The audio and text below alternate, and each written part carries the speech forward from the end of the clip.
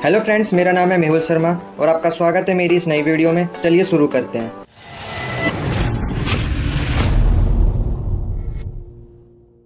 Hello दोस्तों, आज हम करने वाले हैं यूनिट 3 में एक ही लेसन है, तो उसका नाम है financial services from India post. तो स्टार्ट करने से पहले आप एक बार इसका स्ट्रक्चर देख लीजिए। अब आपके पास इंडिया में बहुत सारे ऑप्शन है अपने मनी को सेव करने के लिए। पोस्ट ऑफिस सेविंग स्कीम उन्हीं में से एक है। तो इस लेसन में आप यही जानेंगे जो पोस्ट ऑफिस है वो अपनी कौन कौन सी सर्विसेज आपको देता है और आप कैसे पोस्ट ऑफिस की मदद से अपने पैसों को सेव कर सकते हैं। How to compare saving schemes. अब आप जानेंगे कि जितनी भी जो सेविंग स्कीम है उनको हम कैसे कंपेयर कर सकते हैं और कैसे हम चूज कर सकते हैं कि कौन सी स्कीम हमारे लिए बेस्ट होगी। तो सबसे पहले आप देखेंगे एलिजिबिलिटी। तो देखिए, जितनी भी पोस्ट ऑफिस सेविंग स्कीम होती है जनरली ऐसी सेविंग स्कीम होती है जो पर्टिकुलरली एक इंडिविजुअल के लिए बनाई जाती है, मतलब एक विशेष व्यक्ति के लिए बनाई जाती है। इसलिए इसमें हर कोई निवेश नहीं कर सकता, सिर्फ पर्टिकुलर लोग ही इसमें निवेश कर सकते हैं जिनके लिए वो स्कीम बनी हुई है। तो ऐसे में आपके लिए देखना जरूरी हो जाता है कि जो आप सेविंग स्कीम ले रहे हैं वो आप उसमें एलिजिबल है या नहीं, मतलब आप उसको ले सकते हैं कि नहीं ले सकते हैं। तो देखिए, जितनी भी पोस्ट ऑफिस सेविंग स्कीम होती है उसमें मेनली आपकी एज देखी जाती है, आपका जेंडर देखा जाता है। तो ये दो इंपॉर्टेंट फैक्टर हैं जो एलिजिबिलिटी के लिए डिटरमाइन किए जाते हैं। अगला है रेट ऑफ इंटरेस्ट। अब देखिए, हम सभी जानते हैं कि जब भी हम किसी स्कीम में निवेश करते हैं तो मेनली किस लिए इन्वेस्ट करते हैं? इंटरेस्ट के लिए, कि हम जो पैसे इन्वेस्ट कर रहे हैं हमें बाद में जाके उसका इंटरेस्ट मिले। तो मेनली हमें क्या देखना है? इंटरेस्ट देखना है कि हम जो भी स्कीम ले रहे हैं उसमें हमें कितना इंटरेस्ट मिलेगा। देखिए, सबसे पहले आपको पता होना चाहिए कि जो इंटरेस्ट होता है उसको हम निकालते कैसे हैं और हमें कैसे पता चलेगा कि हमने जो भी जितने इंटरेस्ट पे लिया, कितने परसेंट पे लिया है, वो आगे चल के हमारे जो पैसे उनको कितना बढ़ाएगा। अब एग्जाम्पल के लिए दिया गया है कि मान लीजिए आपने 100 रुपीज को इन्वेस्ट करा है। अब उस पर आपको 10% का इंटरेस्ट मिलेगा और ये जो 10% मिलेगा ये आपको एनुअली मिलेगा, मतलब एक साल के बाद मिलेगा। देखिए, आपने 100 रुपीज को इन्वेस्ट करा और एक साल बाद वो पैसे आपके कितने हो जाते हैं? 110 रुपीज। तो देखिए, ये एक फॉर्मूला है 100 प्लस 10/100। जितना परसेंट है उसको अपॉन 100 कर दीजिए, उसको मल्टीप्लाई कर दीजिए 100 से। तो 100 से 100 कट जाएगा तो 10 इसमें ऐड हो जाएगा, तो 110 रुपए हो जाएंगे। अब वहीं पर आपको 2 साल हो गए। अब 2 साल बाद आपके पैसे कितने हो जाएंगे? 121। देखिए, आपके पास कितने हो गए थे? 110 रुपीज हो गए थे। अब वही 10% का इंटरेस्ट है, डिवाइड बाय 100। अब इनटू में आपने कितने पैसे हैं आपके पास? 110 रुपीज है, तो उसी को आप कैलकुलेशन करेंगे तो 121 रुपीज हो जाते हैं। तो आप ऐसे देख सकते हैं कि इंटरेस्ट से आपके पैसे बढ़ते ही जाते हैं। अगर यहीं पर आप लाख रुपए लगाते हैं तो आपके हजारों रुपए बढ़ जाएंगे। और ये आपके ऊपर डिपेंड करता है कि आपने जो अपने पैसे को इन्वेस्ट करा है कितने टाइम के लिए इन्वेस्ट करा है। जितना टाइम के लिए आप इन्वेस्ट करेंगे उतने ही पैसे आपके इंक्रीज होते जाएंगे। अगला है मैच्योरिटी। देखिए, जब भी आप कोई स्कीम लेते हैं तो उसकी एक फिक्स डेट होती है कि ये जो आप स्कीम ले रहे हैं 3 साल की है, 5 साल की है, 7 साल की है, तो उसका एक फिक्स टाइम होता है, एक मैच्योरिटी का टाइम होता है। अब मान लीजिए आपने कोई स्कीम ली है जिसमें आपको 7 साल तक 1-1 लाख रुपए लगाना है। तो जैसे कि आपने ये स्कीम ली है तो आपको हर साल 1-1 लाख रुपए आपने इन्वेस्ट करा। जब 7 साल पूरे हो जाते हैं तो आपकी जो ये स्कीम है ये मैच्योर हो जाती है। तो मैच्योर होने का मतलब ये है कि अब आप अपने पैसे विद इंटरेस्ट वापस ले सकते हैं। आपको मैच्योरिटी के बारे में हर बात जाननी चाहिए कि आपने जो स्कीम लिया वो कब मैच्योर हो रही है, आपको कितना पैसा मिलने वाला है। तो उसके बारे में आपको सारी इन्फॉर्मेशन होनी चाहिए, क्योंकि ये आपकी हेल्प करता है आपकी प्लानिंग करने में, आपके खर्चे करने में और आपके पैसों को बचाने में। Tax treatment. अब जब भी आप कोई किसी स्कीम में इन्वेस्ट करते हैं, किसी स्कीम से आप पैसे कमाते हैं, तो आप दोनों के लिए एलिजिबल हो जाते हैं कि आपको इनकम टैक्स ट्रीटमेंट मिले। अगर सीधे शब्दों में समझाऊं तो अगर आप कोई भी स्कीम खरीदते हैं तो आप जितना भी पैसे इन्वेस्ट करते हैं तो आप क्या उसमें टैक्स, जो भी गवर्नमेंट को आपको टैक्स देना पड़ता है उसमें क्या डिडक्शन हो जाती है, आपको कम टैक्स देना पड़ता है या फिर देना ही नहीं पड़ता। ऐसे कुछ सेविंग स्कीम है जिसमें आप इन्वेस्ट करेंगे तो आपके टैक्स में डिडक्शन हो जाएगा और इसे आप रिबेट इन इनकम टैक्स भी बोल सकते हैं, यानी इनकम टैक्स में छूट मिलना। तो आप जब भी सेविंग स्कीम लेते हैं तो आपको पहले ही देख लेना है कि आप जो भी सेविंग स्कीम ले रहे हैं उसमें आपको कितना टैक्स डिडक्शन मिल रहा है। Other factors. अब देखिए, ऊपर दिए गए जितने भी फैक्टर है उनके अलावा आपको और भी कई सारी चीजें देखनी है। जैसे कि स्कीम लेते वक्त आपको ये देखना है कि ये कहीं पॉसिबिलिटी तो नहीं है प्री मैच्योर की, मतलब समय से पहले तो मैच्योर नहीं हो जाएगी। और फिर आपको ये देखना है कि आप मिनिमम कितने पैसे डाल सकते हैं, मैक्सिमम कितने डाल सकते हैं। और भी जितनी फैसिलिटीज है स्कीम से रिलेटेड वो भी आपको पहले देख लेनी है। और फिर जो पोस्ट ऑफिस सेविंग स्कीम है उससे कंपेयर करके देखनी है कि ये जो स्कीम है और जो पोस्ट ऑफिस सेविंग स्कीम है कौन सी इनमें से मेरे लिए बढ़िया है। Types of post office saving schemes. अब आपने देख लिया कि हमें कोई भी स्कीम लेने से पहले क्या क्या चीजें देखनी पड़ती हैं। अब आप समझेंगे कि इसमें से आप कौन कौन सी स्कीमें ले सकते हैं जो आपके लिए फायदेमंद है। पहला है पोस्ट ऑफिस सेविंग अकाउंट यानी एसबी। एसबी का मतलब है सेविंग बैंक। तो पोस्ट ऑफिस सेविंग अकाउंट एक टाइप का अकाउंट है, जैसे कि आप एक नॉर्मल बैंक में अपना अकाउंट खुलवाते हैं जिसमें आप अपने पैसे डिपॉजिट करवाते हैं, तो वैसे ही इसमें क्या पोस्ट ऑफिस में भी आप अकाउंट खुलवा सकते हैं और इसमें अपने पैसे डिपॉजिट करवा सकते हैं और आपके जो डे टू डे ट्रांजेक्शन है वो भी आप इजीली कर सकते हैं। और जैसे बैंक में आपको इंटरेस्ट मिलता है पैसे सेव करने पे, वैसे ही आपको पोस्ट ऑफिस में भी इंटरेस्ट मिलेगा। तो इसे कोई सिंगल अडल्ट या 2 अडल्ट मिलकर भी खोल सकते हैं, उसके लिए आपको 500 रुपए देने पड़ेंगे। अब देखिए, आप सोच रहे होंगे कि अगर हम नॉर्मल बैंक में खाता खुलवाते हैं तो उसमें हमें क्या कोई भी पैसे देने नहीं पड़ते, जीरो बैलेंस पे भी हमारा अकाउंट खुल जाता है। लेकिन इसमें आपको 500 रुपए इसलिए देने पड़ते हैं क्योंकि जो इस पे इंटरेस्ट मिलता है वो नॉर्मल बैंक से ज्यादा मिलता है। और जो माइनर है, जिनकी 18 साल से उम्र कम है, वो अपने गार्डियन के बिहाफ पर एक अकाउंट खुलवा सकते हैं, वो उनको भी 500 रुपए देने पड़ेंगे। और जैसे हर बैंक अकाउंट में आपको एक नॉमिनेशन डालना पड़ता है, वैसे इस अकाउंट में भी आपको एक नॉमिनेशन डालना पड़ेगा। तो नॉमिनेशन का मतलब होता है कि जो नॉमिनेट होता है, मतलब हमारा अकाउंट है, हम किसी को नॉमिनेट करेंगे तो उसका नाम हो जाएगा नॉमिनी। जैसे कि आपने अकाउंट खुलवाया, अपने पापा को क्या कर दिया, आपने नॉमिनेट कर दिया, तो जो आपके पापा है वो नॉमिनी है। अगर आपकी डेथ हो जाती है तो आपका जो भी अकाउंट में आपके जितने भी पैसे हैं, जो आपका अकाउंट फिर है ना, वो आपके डेथ के बाद आपके पापा होल्ड करेंगे। तो देखिए, आपका जो पोस्ट ऑफिस सेविंग अकाउंट होता है उसको आपको 500 रुपए से कम नहीं रखना है, मतलब 500 रुपए तो आपको मिनिमम मेंटेन करके रखना है। अब देखिए क्या होगा कि अगर आपका जो मनी है वो 500 रुपए से बिलो हो जाए, यानी कम हो जाए, तो ऐसे में अगर आप जब भी अपने मनी को ऐड करेंगे तो आपका जो अकाउंट बैलेंस है वो राइज नहीं करेगा। अब मान लीजिए आपने पैसे खर्च कर दिए, अब आपने वापस से उसमें 1000 रुपए डलवाए, तो आप पहले 500 रुपए आपके उसमें सेव हो जाएंगे अकाउंट में, फिर आपके 500 रुपए दिखाएगा आपके अकाउंट में कितना बैलेंस होगा, 500 रुपए, क्योंकि आपने 1000 रुपए डलवाए, 500 रुपए कट गए जो आपने बैलेंस मेंटेन नहीं किया। और यदि अगर आप बैलेंस मेंटेन नहीं करते हैं तो साल के एंड में आपके 100 रुपए डिडक्ट हो जाते हैं। तो ये इसलिए काटे जाते हैं, अकाउंट को मेंटेन करने की फीस होती है ये। और इस पे जो आपको इंटरेस्ट मिलेगा वो है 4% पर एनम, मतलब हर साल में आपको 4% इंटरेस्ट मिलेगा। तो ये 4% आपको तब मिलेगा, पहले आपका जो मिनिमम बैलेंस है 10वें महीने का वो देखा जाएगा, और फिर जो एंड है मंथ का फिर वो देखा जाएगा, फिर उसके बेसिस पे आपको जो इतना पैसे आपका मिनिमम बैलेंस है उसके हिसाब से आपको 4% दिया जाएगा। अंडर इनकम टैक्स एक्ट, जो आपका एसबी है यानी सेविंग बैंक अकाउंट है, उस पर आपको 10,000 रुपए का इंटरेस्ट मिल सकता है। कैसे मिलेगा, जो आपका जो फाइनेंशियल ईयर है उस पर जो टैक्स है वो आपकी जो इनकम टैक्स है वो कम कटेगा, मतलब जो इनकम टैक्स है आपका कम कटेगा, तो आपकी 10,000 रुपए तक की इनकम हो सकती है। और आपको चेकबुक और एटीएम कार्ड और इंटरनेट बैंकिंग जैसी फैसिलिटीज भी मिलेंगी। अगला है 5 year post office recurring deposit account यानी आरडी। रिक्योरिंग का मतलब होता है रेगुलरली रेदर देन वंस, मतलब एक बार नहीं, मतलब नियमित रूप से बार बार, यानी आप इस अकाउंट में एक बार में पैसे डिपॉजिट नहीं करते, इसमें आप बार बार रेगुलरली इसमें डिपॉजिट करते हैं। तो आरडी स्कीम लोगों को इंकरेज करती है कि वो अपने रेगुलर बेसिस पे पैसों को डिपॉजिट करें। और जो आरडी अकाउंट होता है वो मिनिमम 100 रुपए में खुल जाता है। तो ये जो 100 रुपए ये आपको हर महीने डिपॉजिट करने होंगे। और अगर आप चाहे तो 10 के मल्टीपल्स पे भी अकाउंट खुलवा सकते हैं, मतलब 100 रुपए में खुलवा लिया, 1000 रुपए में खुलवा लिया। अब अगर 1000 रुपए में खुलवाया तो आपको हर महीने 1000 रुपए इसमें डिपॉजिट करने होंगे। इसको या तो सिंगल या तो दो मिलकर भी खुलवा सकते हैं, जिसको हम ज्वाइंट ए और ज्वाइंट बी भी बोलते हैं। और जो माइनर है वो अपने पेरेंट्स की मदद से खुलवा सकते हैं। इस पे आपको 5.8% का इंटरेस्ट मिलेगा।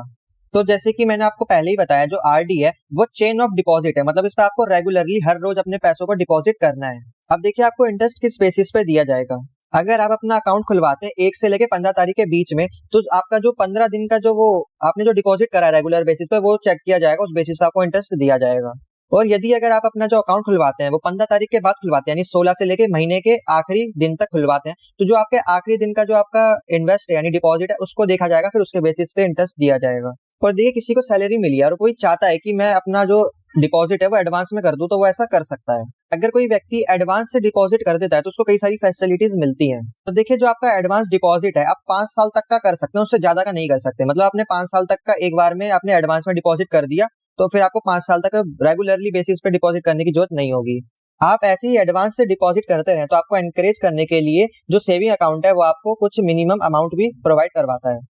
जैसे कि अगर आप अपनी 6 इंस्टॉलमेंट्स एक साथ ही दे देते हैं, मतलब एडवांस डिपॉजिट करवा देते हैं, तो आपको 10 रुपए मिल सकते हैं। वहीं पर अगर अपनी जो 12 इंस्टॉलमेंट्स है वो एडवांस डिपॉजिट करवा देते हैं तो आपको 40 रुपए तक मिल सकते हैं।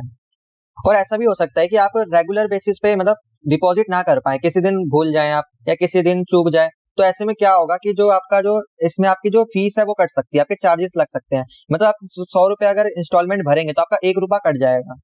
और अगर आप डिपॉजिट देने में चूक जाते हैं तो पहले आपका चार्जेस कटेंगे, मतलब चार्जेस लगेंगे, आपका 1 रुपया कटेगा, जब भी जाके आपकी जो मंथली आरडी है फिर वो इंस्टॉलमेंट एक्सेप्ट होगी। और अगर देखिए आप 4 बार चूक जाते हैं डिपॉजिट करने में, तो जो आपका अकाउंट है आरडी अकाउंट उसको डिसकंटिन्यू कर दिया जाएगा। लेकिन आप अपने अकाउंट को 2 महीने के अंदर रिवाइव कर सकते हैं। वहीं पर अगर आपने 4 बार डिपॉजिट करने में चूक हो गई और 2 महीने से ज्यादा भी हो गया, तो फिर आप अपने अकाउंट को रिवाइव नहीं कर सकते, फिर वो हमेशा के लिए डिसकंटिन्यू हो जाएगा। अब देखिए आपको आरडी अकाउंट से और क्या क्या फैसिलिटीज मिलती हैं। तो सबसे पहली फैसिलिटीज है कि आप लोन ले सकते हैं। पहले अगर जब आप लोन लेंगे तो आपकी जो आरडी हिस्ट्री है वो देखा जाएगा कि अपने अकाउंट में अपने रेगुलर अपने पैसे डाले कि नहीं डाले, आपकी हिस्ट्री देखी जाएगी, उस हिसाब से आपको लोन दिया जाएगा। और ये लोन की फैसिलिटीज आपको तभी मिलेगी जब अपनी 12 इंस्टॉलमेंट्स आप ऑलरेडी डिपॉजिट कर चुके होंगे। अब देखिए जो आपका लोन दिया जाएगा वो इस हिसाब से दिया जाएगा, जो आपका आरडी अकाउंट है उसमें कितना बैलेंस है तो उसका 50% आपको दिया जाएगा। मान लीजिए आपके अकाउंट में 2 लाख रुपए है तो आपको 1 लाख रुपए तक का लोन मिल सकता है, और जो आप लोन लेंगे उस पर आपको 2% का इंटरेस्ट देना होगा। और आप इस लोन की रीपेमेंट करना चाहते हैं तो आप एक इंस्टॉलमेंट के साथ या इक्वल मंथली इंस्टॉलमेंट के साथ भी कर सकते हैं। अब देखिए हमने जो ऊपर टाइटल पढ़ा था उसमें 5 ईयर मेंशन था। जो ये 5 ईयर है ये मैच्योरिटी का टाइम है, कि मतलब जो आपने आरडी अकाउंट खुलवाया है उसमें जो आप डिपॉजिट कर रहे हैं वो मैच्योर कब होगा, 5 साल बाद। तो देखिए आपको हर महीने डिपॉजिट करनी है, तो देखिए एक साल में आपको 12 बार डिपॉजिट करनी होगी, तो 5 साल में आपको 60 बार यानी 60 मंथली डिपॉजिट करनी होगी। और अगर आप चाहे तो अपनी जो ईयर है उसको एक्सटेंड करवा सकते हैं। अगर आप 5 ईयर का लिया है तो आप 5 ईयर के एक्सटेंड करवा सकते हैं, आप 10 ईयर का करवा सकते हैं, लेकिन आपको 5 साल ही ऐड करवाने होंगे। ये नहीं कि आपने 6 साल का 7 साल का करवा लिया, नहीं, आपने 5 साल का लिया, फिर 10 साल का, फिर 15 साल का, फिर 20 साल तक का ऐसे करवा सकते हैं एक्सटेंड। अगला है post office time deposit account यानी टीडी। टीडी का मतलब है टाइम डिपॉजिट। अब देखिए जो टाइम डिपॉजिट है ये बाकी डिपॉजिट से थोड़ा अलग है। जैसे कि पहले के सभी डिपॉजिट में क्या होता था, आप अपना जो पैसा है वो एक सर्टेन पीरियड ऑफ टाइम के लिए इन्वेस्ट करते थे या डिपॉजिट करते थे, फिर मैच्योरिटी होने के बाद फिर वो आपकी इंटरेस्ट के साथ आपको अमाउंट मिल जाती थी। अब देखिए जो टीडी है यानी टाइम डिपॉजिट है, इसमें क्या होता है, जो आपको इंटरेस्ट मिलता है वो आपको एनुअली मिलता है, यानी 1 साल बाद इंटरेस्ट मिलता है। लेकिन उसको जो कैलकुलेट किया जाता है वो क्वार्टरली किया जाता है, मतलब आप 12 महीने साल में उसको 4 से डिवाइड कर दीजिए यानी 3 महीने, तो आपके हर 3 महीने के रिकॉर्ड को देखा जाता है, उसके हिसाब से फिर आपको इंटरेस्ट दिया जाता है। और जब भी आप अपना टीडी अकाउंट खुलवाते हैं तो आपको कम से कम 1,000 रुपए देने होंगे। 1,000 रुपए में आपका ये अकाउंट खुलेगा, और फिर आप इसमें जो इन्वेस्ट करते हैं पैसे वो आप मल्टीपल ऑफ 100 के रूप में कर सकते हैं, मतलब 100 रुपए, फिर इसमें 100 मल्टीप्लाई कर दिए 1,000 रुपए, मतलब ऐसे ऐसे 100 मल्टीपल जो करते जाएंगे उसमें आपका खुलेगा अकाउंट। और देखिए इसमें एक फिक्स्ड पीरियड ऑफ टाइम होता है, या तो आप 1 साल का लेंगे, 2 साल का, 3 साल का, या 5 साल का, 4 साल का नहीं है। तो ये 4 तरीके के ऑप्शन है जो आप ले सकते हैं। और क्या होता है कि इन सभी ईयर्स पे अलग अलग आपको इंटरेस्ट रेट देखने को मिलेगा, जैसे कि आप टेबल में भी देख सकते हैं। अगर 1 साल के लिए आपने लिया तो 5% मिलेगा, 2 साल के लिए लिया है तो 5.7 मिल सकता है, और अगर 3 साल के लिए तो 5.8 मिलेगा, और 5 साल के लिए 6.7 मिलेगा। मतलब जितने टाइम के लिए आप अपने पैसे को इन्वेस्ट करके रखेंगे उतना ही आपको इंटरेस्ट मिलेगा। अब इसको भी आप अकाउंट खुलवाने के लिए सेम फॉर्मेलिटी है जैसे कि ऊपर वालों के लिए थी। इसको सिंगल और अडल्ट दोनों मिलकर खुलवा सकते हैं। 18 साल से कम उम्र वाले वो अपने पेरेंट्स की बिहाफ पर खुलवा सकते हैं अकाउंट। अब देखिए इसमें भी आपको टैक्स डिडक्शन देखने को मिल सकता है। अगर आप ये जो टीडी अकाउंट है इसमें 5 साल के लिए आप इन्वेस्ट करते हैं अपने पैसों को, तो आपको टैक्स में कटौती देखने को मिल सकती है, और ये किसके अंडर होता है, सेक्शन 80C के द्वारा, इनकम टैक्स एक्ट 1961 के द्वारा। अब जैसे आरडी अकाउंट है जैसे आप उसको एक्सटेंड करवा सकते थे, वैसे आप टीडी अकाउंट को भी एक्सटेंड करवा सकते हैं। अब देखिए आरडी अकाउंट में क्या था, उसमें आप 5-5 साल तक बढ़वा सकते थे, लेकिन अब जो टीडी अकाउंट है उसमें आप 1 साल तक बढ़ा सकते हैं। आपने 1 साल का लिया उसको 2 साल का करा सकते हैं, उसको 3 साल का करवा सकते हैं, तो ऐसे करके आप साल बढ़ा सकते हैं। और देखिए अगर आप चाहते हैं कि आपने जो टीडी अकाउंट खुलवाया है उसमें आप जो पैसे इन्वेस्ट कर रहे हैं, आप उसको टाइम पूरा होने से पहले ही आप उसको मैच्योर करवाना चाहते हैं, तो आप ऐसा करवा सकते हैं। इसको बोलते हैं हम premature closure of account, मतलब मैच्योर होने से पहले आपने उसको पहली मैच्योरिटी उसके जो भी आपका इंटरेस्ट जोड़ के जितना भी पैसा था बीच में ही ले लिया। लेकिन देखिए आप ऐसा नहीं कर सकते कि आपने अकाउंट खुलवाया और फिर 1 महीने बाद ही उसका सारे पैसे ले लिया, ऐसा नहीं कर सकते। कम से कम आपको 6 महीने के लिए रुकना पड़ेगा। अगर आपने 1 साल का इन्वेस्ट करने का प्लान लिया है तो आपको 6 महीने कम से कम उसमें इन्वेस्ट करना होगा, उसी के बाद आप बीच में ही मैच्योर करवा सकते हैं। और अगर आपने 2 साल का, 3 साल का और 5 साल का लिया है तो उसमें कम से कम आपको 1 साल तक इन्वेस्ट करना होगा, उसी के बाद आप प्री मैच्योर करवा सकते हैं। अब देखिए आपने 1 साल का प्लान लिया है, उसमें 6 महीने तक आपने इन्वेस्ट करा है, अब उसको प्री मैच्योर करवाते हैं तो आपको 4% तक का उसमें इंटरेस्ट देखने को मिल सकता है। और वहीं आप 2 साल का, 3 साल का और 5 साल का प्लान लेते हैं और 1 साल तक उसमें इन्वेस्ट करते हैं, तो आपको जब उसको प्री मैच्योर करवाएंगे तो 2% का इंटरेस्ट मिलेगा। ये आपको एग्जांपल के लिए टेबल में बताया गया है कि आपको अगर 1 साल, अगर आपने 6 महीने तक डाले तो 4% मिलेगा, 1 साल के लिए आपने प्री मैच्योर करवा लिया तो इतना परसेंट आपको मिलेगा। अगला है post office monthly income scheme account यानी MIS। तो जैसा कि आपको इसके नाम से पता चला है, मंथली इनकम स्कीम यानी ये ऐसी स्कीम है जिसमें आपको जो इन्वेस्ट करना है वो मंथली करना है, जो आपकी इनकम आती है ना मंथली, उसी में से आपको इन्वेस्ट करना है। ये अकाउंट भी एक सिंगल अडल्ट या 2 अडल्ट मिलकर खुलवा सकते हैं, और 18 साल से कम की उम्र के बच्चे वो अपने पेरेंट्स के बिहाफ पर खुलवा सकते हैं अकाउंट। और जब ये अकाउंट आप खुलवाते हैं तो इसमें भी आपको 1,000 रुपए लगेंगे, और आप मैक्सिमम इसमें जब भी इन्वेस्ट करते हैं तो 4.5 लाख से ज्यादा इन्वेस्ट नहीं कर सकते, ये मैक्सिमम लिमिट है। लेकिन कोई 2 लोग मिलकर अकाउंट खुलवाते हैं तो वो 9 लाख रुपए तक का इन्वेस्ट कर सकते हैं, और इस पे आपको 6.7% का इंटरेस्ट मिलेगा। अब आपको एक प्रैक्टिस के लिए टाइमलाइन दी गई है, ये भी आप जल्दी से एक बार देख लीजिए। समीर नाम का कोई बंदा है जिसने अकाउंट खुलवाया MIS, जिसको सैलरी मिलती है 2,513 रुपए। तो उसने कम से कम वो देखिए कितने का अकाउंट खुलवाया इसने, 4,50,000 रुपए तक का, मतलब ये मैच्योरिटी है, मतलब जब तक इतने रुपए हो जाएंगे तो उसका जो अकाउंट है वो मैच्योर हो जाएगा। तो उसने 1 जनवरी को खुलवाया अकाउंट, फिर अब 1 फरवरी को उसकी सैलरी आई इतने रुपए, फिर उसने इतने 6.7% पे उसने 5 साल तक के लिए जमा करे। तो जब उसकी मैच्योर हो जाती है, जब उस पे 4,50,000 रुपए हो जाते हैं, तो उसको ये तो पैसे वापस मिल जाते हैं, उसके साथ जो इंटरेस्ट है 6.7% का वो भी मिल जाता है। तो अब आपको ये पता लगाना है कि उसने ये जो पैसे मिले उस इंटरेस्ट जोड़कर आपको, तो टोटल उसको कितना अमाउंट मिला। अब देखिए आपको इंटरेस्ट तभी मिलेगा जब जैसे कि आपने 1 जनवरी को अकाउंट खुलवाया 2022 में, तो आपको अगली 1 जनवरी 2023 में वो आपकी मैच्योर जब हो जाएगी, तो तब आपको इंटरेस्ट मिलेगा। मतलब जिस मंथ के जिस डेट को आपने खुलवाया उसी मंथ की उसी डेट को आपको इंटरेस्ट मिलेगा। अब देखिए जिसके पास ये अकाउंट है, कोई अकाउंट होल्डर है MIS का, अब उसकी जब ये प्लान उसका मैच्योर हो जाता है 1 साल बाद, अब मान लीजिए उसने अब अपना इंटरेस्ट नहीं लिया, मतलब पैसे नहीं निकाले बैंक से, तो अब कैसे में क्या होगा, जो उसको ब्याज मिल रहा है उसके बाद का जब मैच्योर हो जाएगा तो उसके बाद का उसको ब्याज नहीं मिलेगा। मतलब कोई लोग सोचते हैं ना कि मैच्योर हो गई है तो पड़े रहने दो और ब्याज मिल जाएगा, तो उसमें ऐसा नहीं होता। जब आपका जब फाइनल फुल एंड फाइनल हो जाएगा तो वही पड़ा रहेगा, तो उसके बाद आपके पैसे नहीं बढ़ेंगे। अब देखिए आपको बताया गया है कि अगर आप प्री मैच्योर विड्रॉल करवाते हैं 1 साल के बाद, तो आपको क्या क्या डिडक्शन देखने को मिल सकते हैं। अगर आप 1 साल के बाद और 3 साल से पहले अगर आप प्री मैच्योर विड्रॉल करवा लें तो आपको 2% का डिडक्शन देखने को मिल सकता है। और यदि अगर आप 3 साल के बाद और 5 साल से पहले प्री मैच्योर विड्रॉल करवाते हैं तो आपको 1% का डिडक्शन देखने को मिल सकता है। अगला है सीनियर सिटीजन सेविंग स्कीम यानी SCSS। तो ये स्कीम सीनियर सिटीजन के लिए जिनकी उम्र 60 साल है या उससे ऊपर की है। अब देखिए इसमें वो लोग भी निवेश कर सकते हैं जिनकी उम्र 55 ईयर से ऊपर है और 60 से कम है, और वो भी कर सकते हैं जिनकी 50 से ऊपर है और 60 से कम है। लेकिन उनके लिए एक शर्त है, जब भी वो ये स्कीम में इन्वेस्ट करते हैं तो उनको 1 महीने के अंदर अंदर इन्वेस्ट करना होता है, तभी उनको रिटायरमेंट के बेनिफिट्स मिलेंगे। और इसमें मिनिमम आपको 1,000 रुपए डिपॉजिट करने होते हैं और आप 1000 के मल्टीपल में इसमें इन्वेस्ट कर सकते हैं। और इसकी जो मैक्सिमम लिमिट है वो है 15 लाख। 15 लाख के बाद आपकी जो स्कीम है वो मैच्योर हो जाती है। इसको किसी भी इंडिविजुअल के द्वारा खुलवाया जा सकता है और इस पे 7.6% पर एनम का आपको इंटरेस्ट रेट देखने को मिल सकता है। और ये आपको क्वार्टरली पे करेंगे, यानी जब आपकी जो स्कीम है मैच्योर हो जाएगी तो एक साथ आपको सारा पैसा नहीं दे देंगे, 3-3 महीने करके आपको थोड़ा थोड़ा करके पैसा ये देंगे। और इसमें आप इनकम टैक्स डिडक्शन भी क्लेम कर सकते हैं। ये आपका पूरा अधिकार है अंडर सेक्शन 80C और इनकम टैक्स एक्ट 1961 के तहत। और ये एक्ट सेम हमने MIS में भी देखा था। MIS भी आपका जो इंटरेस्ट है वो मंथली बेसिस पे पे करता है, यानी वो क्वार्टरली पे करता है, मतलब आप हर 3-3 महीने बाद आपको पैसे दिए जाते हैं। जैसे कि मार्च के एंड में आपकी वो मैच्योर हो गई तो उसके 3 महीने बाद आपको उसकी पेमेंट दी जाएगी, जैसे 30 जून को, फिर उसके 3 महीने बाद सितंबर में, फिर 3 महीने बाद दिसंबर में, तो 3-3 महीने का गैप रहता है। तो ऐसे करके आपको सारे आपके जो भी इंटरेस्ट है विथ आपके सारे पैसे दे दिए जाते हैं। MIS की तरह भी जो SCSS है इसका भी जो मैच्योरिटी टाइम है वो 5 साल का है और इसमें भी आपको प्री मैच्योर क्लोजर में कुछ डिडक्शन देखने को मिल सकते हैं। अगर देखिए आपने 1 साल के अंदर अंदर ही प्री मैच्योर विड्रॉल करवा लिया तो आपको कोई भी इंटरेस्ट नहीं मिलेगा, और अगर बाय चांस वो इंटरेस्ट आपको दे भी देते हैं तो आपका जो प्रिंसिपल अमाउंट है 1,000 रुपए उसमें से काट लिया जाता है पैसा। और अगर 1 साल के बाद और 2 साल के अंदर आपने प्री मैच्योर विड्रॉल करवाया तो आपको 1.5% का डिडक्शन देखने को मिल सकता है, और 2 साल के बाद और 5 साल से पहले करवाते हैं तो 1% का आपको डिडक्शन देखने को मिल सकता है। और ये सारा डिडक्शन आपके प्रिंसिपल अमाउंट में से कटेगा, जो आपने 1,000 रुपए जब अकाउंट खुलवाते वक्त डिपॉजिट करवाते हैं, जो आपका प्रिंसिपल अमाउंट होता है उसमें से काटे जाते हैं। अगला है पब्लिक प्रोविडेंट फंड अकाउंट यानी PPF, और ये काफी ज्यादा फेमस भी है। आपने घर में अक्सर अपने पेरेंट्स को सुना होगा PF के बारे में बात करते हुए, तो ये वही है। तो देखिए बोल भी रहा है PPF जो अकाउंट है वो वेल नोन स्कीम है, मतलब ये हर व्यक्ति को पता होता है क्योंकि हर व्यक्ति मोस्टली इसी में ज्यादा इन्वेस्ट करता है। और ये लॉन्ग टर्म के लिए होता है, इसमें कम से कम 15 साल के लिए स्कीम होती है। इसमें 15 साल तक आपको रेगुलरली इसमें सेविंग करनी होती है। इस अकाउंट को कोई भी अडल्ट खुलवा सकता है और कोई भी माइनर है वो पेरेंट्स के बिहाफ पर खुलवा सकता है। और इस पे जो आपको इंटरेस्ट मिलेगा वो है 7.1%। तो देखिए इसमें काफी ज्यादा इंटरेस्ट मिलता है, इसलिए सभी इसी में इन्वेस्ट करते हैं।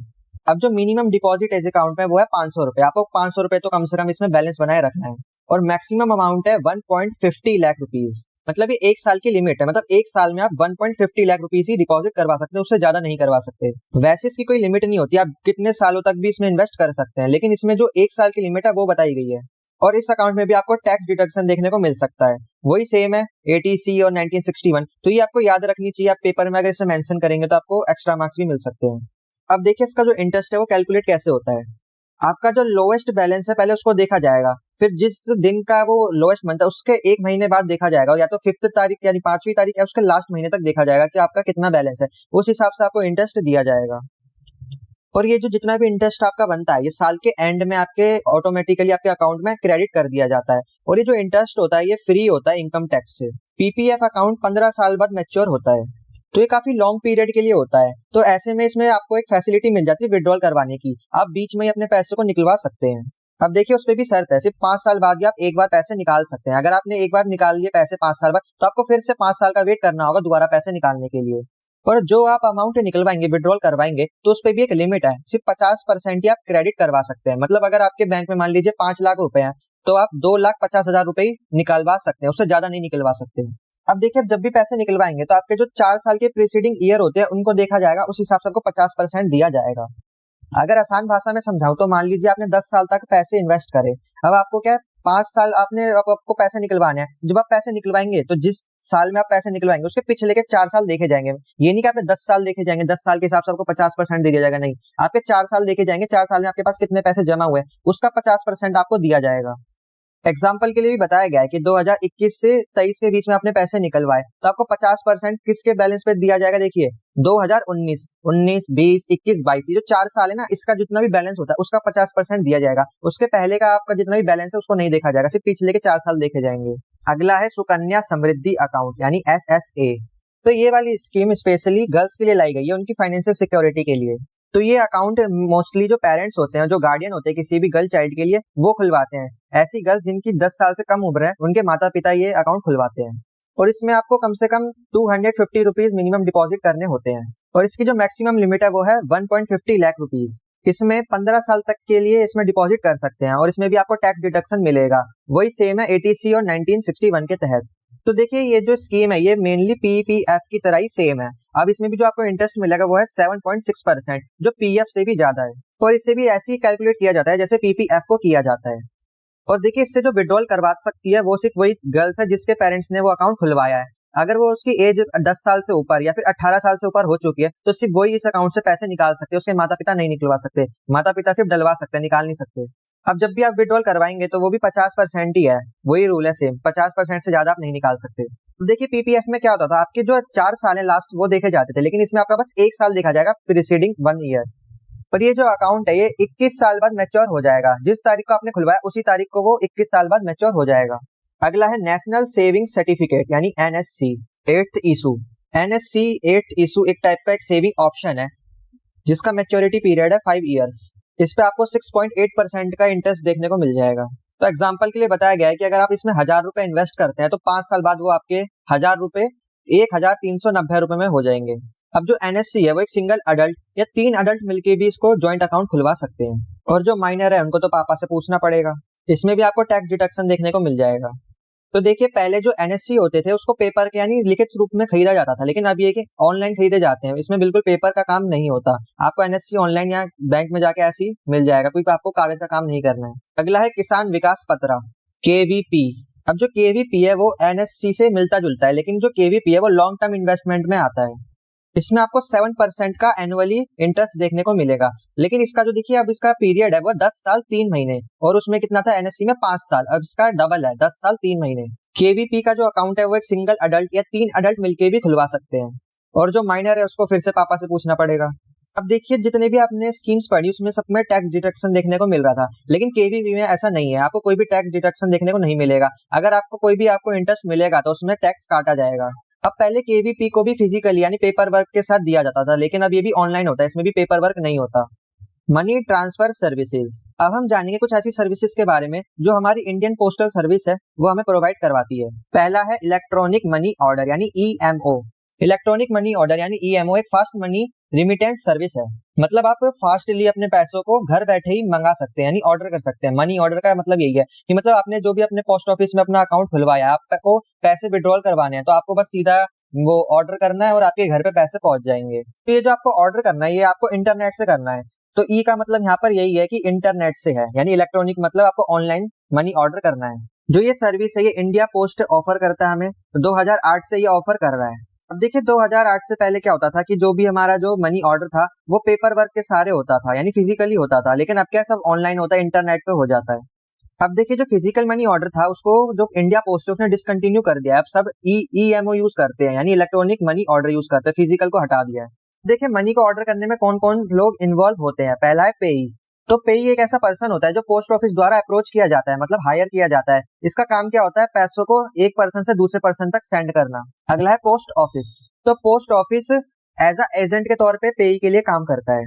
बेनिफिशियरी। तो बेनिफिशियरी वो बंदा होता है जो पेई होता है, जो पैसों को भेजता है, जिसको भेजता है वो होता है बेनिफिशियरी। तो मनी ऑर्डर से क्या होता है कि आपके घर में जहाँ पे आप रहते हैं तो वहाँ पे आपको फिजिकली कैश डिलीवर कर दिया जाता है। तो ये फैसिलिटी इंडिया में रहने वाले हर कस्टमर के लिए होती है। देखिए इसने रिकॉर्ड भी बनाया है कि अप्रैल से लेकर दिसंबर के बीच में 1.37 करोड़ लोगों ने ई मनी ऑर्डर का यूज किया है। तो जब भी आप अपने पैसों को मंगाते हैं तो आपको क्या एक यूनिक आईडी दी जाती है, यूनिक आईडी वो सिर्फ आप ही के पास होती है और उस आईडी से आप ट्रैक कर सकते हैं कि मेरा पैसा भी कहाँ पर है। और जब भी आप मनी का ऑर्डर करते हैं, आप जब भी पैसे मंगाते हैं तो आप 5,000 तक ही मंगा सकते हैं, एक लिमिट है, उससे 5,000 से ज्यादा पैसे नहीं मंगा सकते। अगला है वेस्टर्न यूनियन मनी ट्रांसफर। तो ये एक ऐसी टाइप की सर्विस है जो इंडिया पोस्ट और वेस्टर्न यूनियन के कोलैबोरेशन से बनी है। तो देखिए ऊपर वाली सर्विस में क्या हो रहा था, हम अपने पैसों को इंडिया पोस्ट से मंगवा रहे थे, लेकिन इस वाले में क्या होता है कि हम अपने पैसे विदेश से भी मंगा सकते हैं। तो ऐसी सर्विस जिसमें हम अपने पैसे विदेश से मंगा सकते हैं तो उसको हम बोलते हैं इंटरनेशनल इनवर्ड मनी। तो ये सर्विस इंडिया के हर कस्टमर के लिए होती है। तो ये सर्विस आज के टाइम पे 195 कंट्रीज में अवेलेबल है। India post payment bank. अब देखिए जो पेमेंट बैंक होता है उसको हम पार्ट बैंक भी बोलते हैं, क्योंकि ये जो बैंक होता है इसका काम बस ये होता है कि ये डिपॉजिट को एक्सेप्ट करता है और पैसों को रिमिटेंस करता है, रिमिटेंस सर्विस प्रोवाइड करवाता है। मतलब इसका सिर्फ बेसिक काम है, लेन देन का काम है, ये बाकी बैंकों की तरह लोन नहीं प्रोवाइड करवाता। इंडिया पोस्ट पेमेंट बैंक यानी IPPB ये 1 सितंबर 2018 में लॉन्च हुआ था। तो इसका मेनली काम है आपको बहुत सारी सर्विसेज प्रोवाइड करवाना पेमेंट बैंक से रिलेटेड, जैसे कि जितनी भी मोबाइल ऐप हो गई पेमेंट बैंक से रिलेटेड वो सारी ऐप प्रोवाइड करवाता है। डोर स्टेप बैंकिंग आपको प्रोवाइड करवाता है। जो भी आप मनी ऑर्डर करते हैं वो पोस्टमैन के द्वारा और ग्रामीण डाक सेवक के द्वारा आपके घर तक पहुंचवाया जाता है। अब देखिए जो IPB है उसकी खास बात क्या है, तो इसकी खास बात ये है कि 650 फिजिकल IPP ब्रांच के अलावा 1,36,000 पोस्ट ऑफिस भी इसके साथ एक्सेस कर सकते हैं और 2 लाख से ज्यादा पोस्टमैन जो ग्रामीण डाक सेवक है वो अपनी सेवाएं आपको घर तक पहुंचवा सकते हैं। और ऐसे पोस्टमैन इक्विप्ड होते हैं स्मार्टफोन के साथ और बायोमेट्रिक डिवाइस के साथ जो आपकी सिक्योरिटी का पूरा ख्याल रखते हैं। अब कुछ सर्विसेज के बारे में बताया गया है जो IPB ऑफर करती है। पहला है सेविंग अकाउंट, दूसरा है करंट अकाउंट। करंट अकाउंट छोटे मोटे बिजनेसमैन के लिए होता है, जो स्मॉल मर्चेंट्स होते हैं जिनकी किराने की दुकान होती है उनके लिए होता है। अगला है डिजिटल लाइफ सर्टिफिकेट यानी DLC। तो ये सर्टिफिकेट पेंशनर के लिए होती है जिसको हम जीवन प्रमाण भी बोलते हैं। तो ये जो सर्टिफिकेट होता है एक टाइप का बायोमेट्रिक सर्टिफिकेट होता है जो पेंशनर को दिया जाता है। इसकी मदद से जो पेंशनर होता है उसको बार बार जो ऑफिस होता है पेंशन का उस पर विजिट नहीं करना पड़ेगा। तो जो भी पेंशनर है वो अपने आधार कार्ड की मदद से सर्टिफिकेट जनरेट करवा सकता है और जब ये सर्टिफिकेट बन जाता है तो जो पेंशनर होता है उसको कोई भी दिक्कत नहीं होती अपनी पेंशन लेने में। अगला है child enrolment light client services. ये सर्विसेज आधार कार्ड से रिलेटेड होती है। तो इसकी मदद से क्या होता है कि आप अपनी मोबाइल से ही आप इसमें एनरोल कर सकते हैं। कोई भी चाइल्ड है वो अपना एनरोलमेंट कर सकता है, उसके पास अगर आधार कार्ड है तो उसको बस अपना मोबाइल नंबर अपडेट करना होगा और आधार कार्ड दिखाना होगा, फिर वो अपना IPPB की जितनी भी वो सर्विसेज है वो ले सकता है। अगला है IPPB linkage with post office saving accounts. तो ये एक टाइप की ऐसी फैसिलिटी होती है जिसमें जो भी कस्टमर है उसको अपने पोस्ट ऑफिस अकाउंट में जो भी मनी ट्रांसफर करना है वो IPPB के मोबाइल एप्लीकेशन से इजीली ट्रांसफर कर सकता है। और जो IPPB की जो ऐप है यानी एप्लीकेशन है उसकी मदद से वो अपने बिल पेमेंट्स कर सकता है, अपने मनी ऑर्डर कर सकता है और कोई भी जो फंड है उसको ट्रांसफर कर सकता है और वो सब्सिडीज भी ले सकता है और लाइफ इंश्योरेंस भी ले सकता है और जो भी जनरल इंश्योरेंस सर्विस है वो भी ले सकता है। तो IPPB की जो एप्लीकेशन है वो ये सारी सर्विसेज प्रोवाइड करवाती है। तो यहीं पर हमारा यूनिट 3 खत्म होता है। तो आई होप मैंने आपको जितना भी समझाया आपको अच्छे समझ आ गया होगा। जब तक के लिए चैनल को सब्सक्राइब कर दीजिए, वीडियो को लाइक कर दीजिए। मैं मिलता हूँ आपको इसकी नेक्स्ट वीडियो में, तब तक के लिए जय हिंद।